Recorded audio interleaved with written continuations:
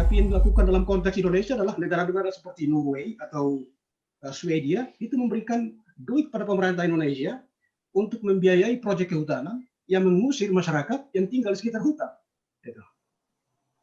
Jadi ini menurut hemat saya bagian dari mungkin bagian dari apa yang kita boleh sebut sebagai imperialisme secara ekologis ya, bahwa negara-negara yang memang lemah secara global itu menghadapi satu tekanan lewat mekanisme pasar yang jauh lebih kompleks, tetapi secara esensial itu tidak lebih dari praktek imperialisme seperti dalam pengalaman yang dilakukan oleh negara-negara Skandinavia itu di Indonesia. Nah, oleh karena itu, menurut hemat saya, memang harus ada politik untuk melawan imperialisme. Ya. Tentu saja harus berlangsung di dua level. Pertama, terutama di level nasional, saya kira memang gerakan politik harus dibangun ya untuk melawan rejim yang ada saat ini, rejim politik yang menurut hemat kita tidak lebih dari kaki tangan kekuatan-kekuatan imperialis. Saya kira apa yang hari ini terjadi dengan Omnibus Law, menurut hemat saya adalah satu strategi yang dilakukan oleh Indonesia untuk membuka dirinya sedemikian rupa agar apa yang kita sebut sebagai foreign direct investment itu mengalir ke sini dan untuk mengeksploitasi buruh secara murah dan brutal tentu saja, dan dalam waktu yang sama karena kekayaan yang kita punya adalah sumber daya alam, maka itu juga memberikan jalan untuk merusak alam secara besar-besaran. Gitu.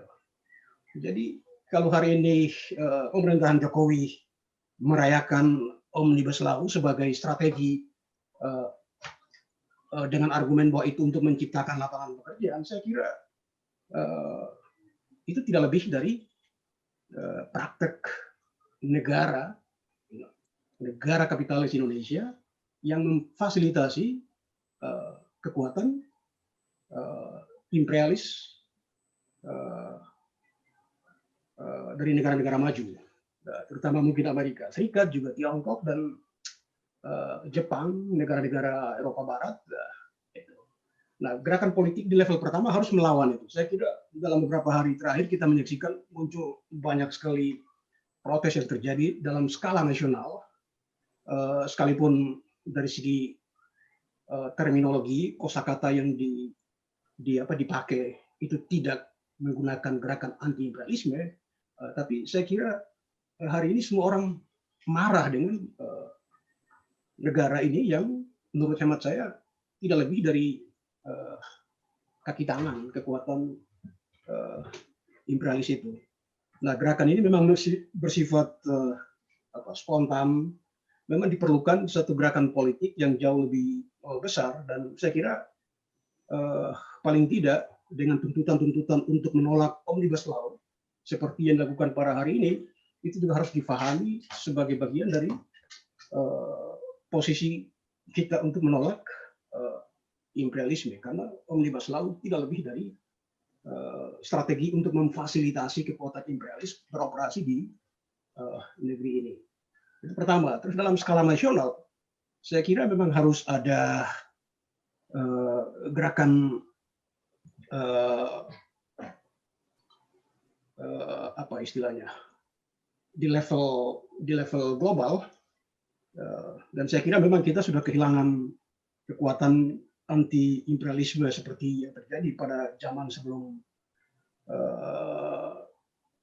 tahun 70-an, di mana ada kekuatan-kekuatan dunia ketiga yang bergabung secara internasional lewat katakanlah misalnya apa yang terjadi di Bandung, ya. Itu kan semangat anti imperialisme itu memang hilang, ya. Tapi ke depan memang harus didorong agar gerakan-gerakan itu harus dihidupkan kembali, karena saya kira kekecewaan orang terhadap sistem kapitalisme yang semakin progresif ini terjadi secara global di mana-mana dan melahirkan gerakan-gerakan anti imperialisme, ya terutama dalam gerakan anti neoliberal, gerakan anti globalisasi. Saya kira pada tingkat tertentu itu harus difahami sebagai bagian dari gerakan anti imperialisme.